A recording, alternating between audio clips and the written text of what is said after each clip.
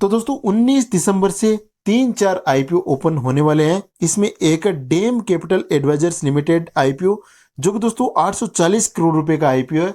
तो काफी अच्छा इश्यू साइज है। यहाँ पर आपके अलॉटमेंट के चांस भी काफी अच्छे होंगे। तो यहाँ पर दोस्तों आपको सोच समझकर आईपीओ में अप्लाई करना है, क्योंकि दोस्तों आपको एक से बढ़कर एक आईपीओ यहाँ पर देखने को मिलेंगे। 19 दिसंबर से आपको 3-4 आईपीओ आपको एक साथ ओपन होते हुए दिखेंगे। तो यहाँ पर आपको सोच समझकर इन्वेस्टमेंट करना है। यहाँ पर दोस्तों इस आईपीओ के हम सबसे पहले इंपॉर्टेंट डेट्स इन डिटेल को देख लेते हैं। उसके बाद दोस्तों कंपनी के फाइनेंशियल्स एंड फंडामेंटल्स को देखेंगे, कंपनी का वैल्यूएशन देखेंगे कि आईपीओ जिस प्राइस पॉइंट पर आ रहा है वो रीजनेबल प्राइस पॉइंट है या नहीं, कहीं वो पीयर्स के कंपैरिजन में ज्यादा तो नहीं है, कंपनी ज्यादा पैसा तो नहीं मांग रही है, वो हम डिटेल में समझेंगे। ग्रे मार्केट प्रीमियम भी देखेंगे कि ग्रे मार्केट में इस आईपीओ की डिमांड कैसी है और इस आईपीओ से में कितना लिस्टिंग हो सकता है ग्रे मार्केट की डिमांड के हिसाब से। सबसे पहले हम इस आईपीओ की इंपॉर्टेंट डेट्स इन डिटेल को देख लेते हैं।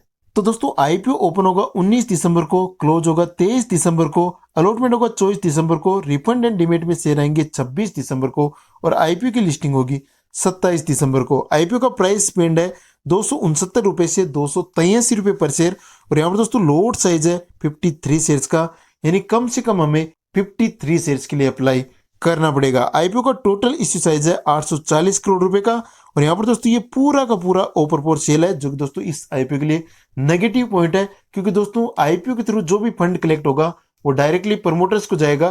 कंपनी अपने बिजनेस में इस फंड को नहीं लगा पाएगी। तो यहाँ पर दोस्तों ये बात आपको ध्यान में रखनी है। आईपीओ की लिस्टिंग बीएसई और एनएसई पर होगी और इस आईपीओ में रिटेल के लिए 35% का कोटा है और एचएनआईज के लिए यहाँ पर 15% का कोटा है। तो यहाँ पर दोस्तों रिटेलर्स के लिए अच्छा कोटा देखने को मिल रहा है, 35% का कोटा है। आप अपने सारे फैमिली मेंबर्स के डीमैट अकाउंट से आईपीओ में अप्लाई करते हैं तो यहाँ पर डेफिनेटली आपके अलॉटमेंट के चांस यहाँ पर ज्यादा होंगे। अगर आपके पास या आपके किसी भी फैमिली मेंबर्स के पास डीमैट अकाउंट नहीं है तो मैं नीचे डिस्क्रिप्शन में लिंक दे रहा हूँ, आप डायरेक्टली लिंक पर क्लिक करके अपना डीमैट अकाउंट ओपन कर सकते हैं। आपको नीचे एंजल वन की लिंक मिल जाएगी, उस पर आप जैसे क्लिक करेंगे तो डायरेक्टली आपको अकाउंट ओपनिंग पेज देखने को मिलेगा। उस पर आप अपनी डिटेल फिल करके अपना डीमैट अकाउंट ओपन कर सकते हैं और उसके बाद दोस्तों आप डायरेक्टली आईपीओ में अप्लाई कर सकते हैं। आईपीओ में इंपोर्टेंट लोट साइज की बात करें तो यहाँ पर दोस्तों रिटेल के लिए मिनिमम एक लोट है, 53 शेयर्स के लिए अप्लाई करना है, 14,999 रुपए का अमाउंट ब्लॉक होगा। स्मॉल एचएनआईज की बात करें तो मिनिमम 14 लोट है, 742 शेयर्स के लिए अप्लाई करना है और 2,09,886 रुपए का अमाउंट ब्लॉक होगा। बिग एचएनआई कैटेगरी की बात करें तो मिनिमम 67 लोट्स है, 3,551 शेयर्स के लिए अप्लाई करना है और 10,04,933 रुपए का अमाउंट ब्लॉक होगा। तो यहाँ पर दोस्तों अलग अलग कैटेगरी के हिसाब से लोट साइज दिया हुआ है। जिस भी पर्टिकुलर कैटेगरी में आपको आईपीओ अप्लाई करना है इन लोट साइज को आपको ध्यान में रखना है। अब हम दोस्तों इस कंपनी के बारे में बात करें कि कंपनी क्या काम करती है, कंपनी का बिजनेस मॉडल क्या है। तो यहाँ पर दोस्तों कंपनी एक इन्वेस्टमेंट बैंक है, जो कि दोस्तों wide range of financial solutions provide करती है अलग अलग एरियाज में, जैसे कि दोस्तों investment banking comprising equity capital markets जिसको हम ईसीएम कहते हैं, merger and acquisitions, private equity जिसको हम पी बोलते हैं और structured finance advisory and institutional equities comprising broking and research. तो यहाँ पर दोस्तों कंपनी एक इन्वेस्टमेंट बैंक है जो कि दोस्तों फाइनेंशियल सॉल्यूशंस प्रोवाइड करती है अलग अलग एरियाज में, चाहे हम इक्विटी मार्केट की बात करें, कैपिटल मार्केट की बात करें, प्राइवेट इक्विटी की बात करें या हम फाइनेंशियल एडवाइजरी की बात करें। तो ये अलग अलग एरियाज है जिसमें ये कंपनी फाइनेंशियल सॉल्यूशंस प्रोवाइड करती है। तो कंपनी का काम दोस्तों काफी अच्छा है।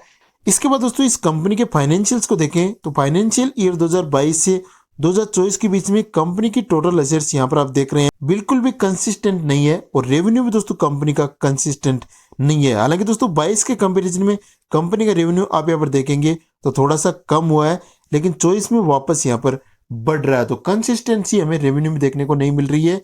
लेकिन हम 23 से कंपेयर करेंगे तो 23 के कंपैरिजन में 24 में कंपनी का रेवेन्यू 114% से बढ़ा है, लेकिन 22 से कंपेयर करेंगे तो यहाँ पर हमें रेवेन्यू कम होता हुआ दिख रहा है। तो रेवेन्यू में कंसिस्टेंसी बिल्कुल भी नहीं है। प्रॉफिट के आंकड़े भी दोस्तों हमें सेम इसी तरह के देखने को मिल रहे हैं। 22 में प्रॉफिट 21 करोड़ रुपए के आसपास था, जो कि दोस्तों 23 में कम हुआ है 8 करोड़ रुपए के आसपास और 24 में यहाँ पर वापस अच्छी ग्रोथ देखने को मिल रही है। यहाँ पर आप देख सकते हैं 713% की ग्रोथ हमें 23 के कंपैरिजन में देखने को मिल रही है। लेकिन दोस्तों 22 से कंपेयर करेंगे तो यहाँ पर डेफिनेटली हमें प्रॉफिट कम होता हुआ दिख रहा है। कंपनी का नेटवर्थ 162 करोड़ रुपए है, रिजर्व एंड सरप्लस 148 करोड़ रुपए है और टोटल डेट 4.93 करोड़ रुपए है, जो कि दोस्तों प्रीवियस ईयर से कंपेयर करेंगे तो डेट भी यहाँ पर कंपनी पर बढ़ता हुआ दिख रहा है। तो डेट के आंकड़े भी दोस्तों उतने अच्छे नहीं है। प्रॉफिट के आंकड़े हालांकि 24 में काफी अच्छे देखने को मिल रहे हैं, 22 में भी अच्छे थे, लेकिन 23 में दोस्तों यहाँ पर कंपनी के आंकड़े काफी कम देखने को मिल रहे हैं। रेवेन्यू भी कंपनी का 23 में कम हुआ है, प्रॉफिट भी कम हुआ है,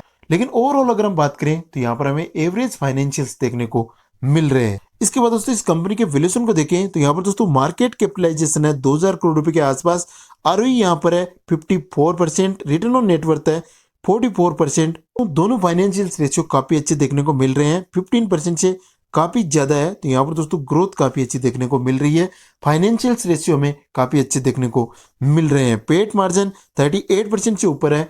अगर कंपनी का पेट मार्जिन 5 to 10% के बीच होता है तो उसको भी दोस्तों काफी डिसेंट माना जाता है।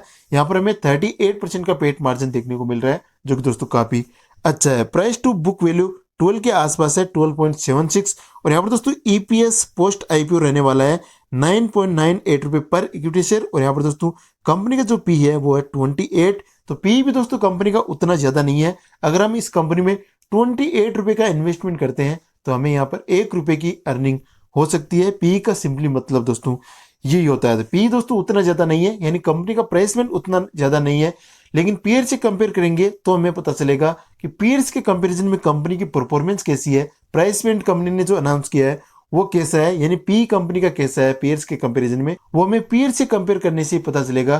तो हम यहाँ पर पीयर कंपैरिजन करके भी देख लेते हैं। तो इसको अगर हम पीयर से कंपेयर करें तो यहाँ पर दोस्तों आईसीआईसीआई सिक्योरिटीज लिमिटेड है, जो दोस्तों 15 के पीई पर लिस्ट है। आईआईएफएल सिक्योरिटीज लिमिटेड है, जो कि दोस्तों 16 के पीई पर लिस्ट है। जेएम फाइनेंशियल्स लिमिटेड है, जो कि दोस्तों 21 के पीई पर लिस्ट है। Motilal Oswal financial services limited है, जो कि दोस्तों 16 के पीई पर लिस्ट है। तो यहाँ पर आप पीयर की लिस्ट देख सकते हैं, ऑलमोस्ट हमें इससे कम देखने को मिल रहा है। डेम कैपिटल एडवाइजर्स लिमिटेड 28 की पी पर लिस्ट हो रही है।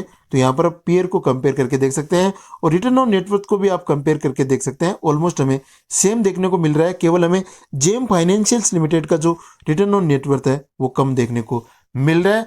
ऑलमोस्ट यहाँ पर हमें सेम तरह की कंपनी है पीयर्स के कंपेरिजन में देखने को मिल रही है, लेकिन प्राइसमेंट थोड़ा सा हाई है, थोड़ा सा हाई साइड पर हमें इसका प्राइसमेंट देखने को मिल रहा है पीयर से अगर हम कंपेयर करें। और ग्रोथ दोस्तों हमें सेम देखने को मिल रही है। तो दोस्तों आप अपना डिसीजन सोच समझ कर ले सकते हैं। अगर आप इस कंपनी में इंटरेस्ट रखते हैं तो डेफिनेटली आप लॉन्ग टर्म के लिए जा सकते हैं, लेकिन दोस्तों आपको फर्दर रिसर्च करनी है, खुद की रिसर्च करनी है, अपने फाइनेंशियल एडवाइजर से कंसल्ट करना है, क्योंकि दोस्तों आपको इससे कम पी पर भी कंपनी यहाँ पर देखने को मिल जाएगी। तो लॉन्ग टर्म का अगर आप डिसीजन ले रहे हैं तो काफी सोच समझकर आपको यहाँ पर डिसीजन लेना होगा। अब हम दोस्तों अंत में इस आईपीओ के ग्रे मार्केट प्रीमियम की बात करें, जिससे हमें पता चलेगा कि आईपीओ की ग्रे मार्केट में डिमांड कैसी है, और ग्रे मार्केट के हिसाब से अगर आईपीओ लिस्ट होता है तो हमें इस आईपीओ में अप्लाई करने से कितना लिस्टिंग गेन हो सकता है। अगर हम 1 लॉट के लिए अप्लाई करें तो हमें कितना प्रॉफिट इस आईपीओ से फर्स्ट डे में, लिस्टिंग डे में ही देखने को मिल सकता है। तो उसके लिए दोस्तों हमें ग्रे मार्केट के बारे में जानना जरूरी है।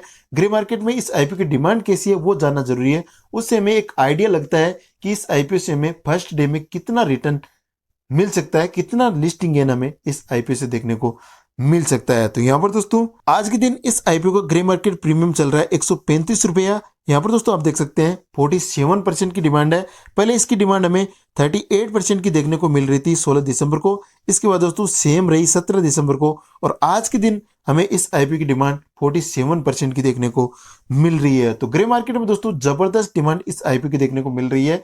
20% से ऊपर अगर किसी आईपीओ की डिमांड होती है ग्रे मार्केट में तो वो लिस्टिंग गेन के पॉइंट ऑफ व्यू से आईपीओ काफी अच्छा माना जाता है। यहाँ पर हमें 47% से ऊपर की डिमांड देखने को मिल रही है। तो डेफिनेटली दोस्तों ग्रे मार्केट में जबरदस्त डिमांड है, और लिस्टिंग गेन के पॉइंट ऑफ व्यू से काफी अच्छा आईपीओ ये हो सकता है। अगर डिमांड सस्टेन होती है और ग्रे मार्केट के हिसाब से लिस्टिंग होती है तो जबरदस्त लिस्टिंग गेन हमें इस आईपीओ से देखने को मिलेगा। 1 लॉट पर अगर हम बात करें तो 1 लॉट पर हमें इस आईपीओ से 7 से 7,500 रुपए या 8,000 रुपए तक का भी लिस्टिंग गेन देखने को मिल सकता है। डाउन साइड में अगर हम बात करें तो यहाँ पर दोस्तों हमें 6,000 रुपए के आसपास का लिस्टिंग गेन हमें डिमांड के हिसाब से देखने को मिल सकता है। हमें यहाँ पर पूरी उम्मीद है इस आईपीओ से कि ये 30 से 35% से ऊपर लिस्ट होने जा रहा है। तो यहाँ पर हमें एक अच्छा लिस्टिंग गेन इस आईपीओ से जरूर देखने को मिलेगा। लेकिन दोस्तों मैं हमेशा की तरह यहाँ पर आपको डिस्क्लेमर देना चाहता हूँ कि आपको मेरे कहने से आईपीओ में अप्लाई नहीं करना है, आपको खुद की रिसर्च करनी है, क्योंकि दोस्तों अल्टीमेटली पैसा आपका है, प्रॉफिट होगा तो आपको होगा, लॉस होगा तो आपको होगा। तो सोच समझ कर आपको यहाँ पर डिसीजन लेना है। तो इस प्रकार दोस्तों इस वीडियो में इतना ही। अगर आपको वीडियो पसंद आया तो वीडियो को लाइक करें, चैनल पर नए हैं तो चैनल को सब्सक्राइब करें, साथ में बेल आइकन पर क्लिक करें ताकि फ्यूचर में भी आपको इस प्रकार के वीडियोज मिलते रहे। तो चलिए दोस्तों मिलते हैं आपसे नेक्स्ट वीडियो में, तब तक के लिए कीप लर्निंग, देखते रहिए वेल्थ राइजर।